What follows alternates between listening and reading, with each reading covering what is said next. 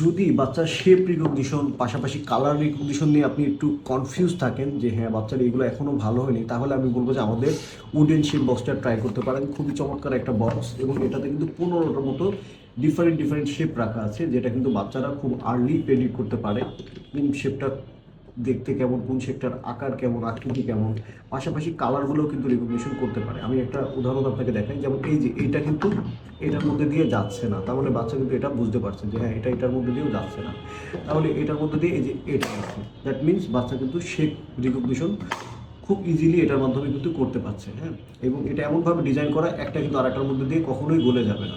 এই যে দেখেন, এটা কিন্তু এটার মধ্যে দিয়ে যাবে না। সো এটার জন্য দিতে হলে এটাই দিতে হবে, এবং তাও পারফেক্টলি কিন্তু দিতে হবে। সো চমৎকার এই টয়টা কিন্তু কালেক্ট করে নিতে পারেন আপনারা। একই সাথে আপনার বাচ্চার শেপ রিকগনিশন হবে, পাশাপাশি কালার রিকগনিশনও করবে, এবং সবচেয়ে বড় কথা বাচ্চা কিন্তু অনেক অল্প বয়সে প্রবলেম সলভিং স্কিলটাও দারুণভাবে বিল্ড করতে পারবে।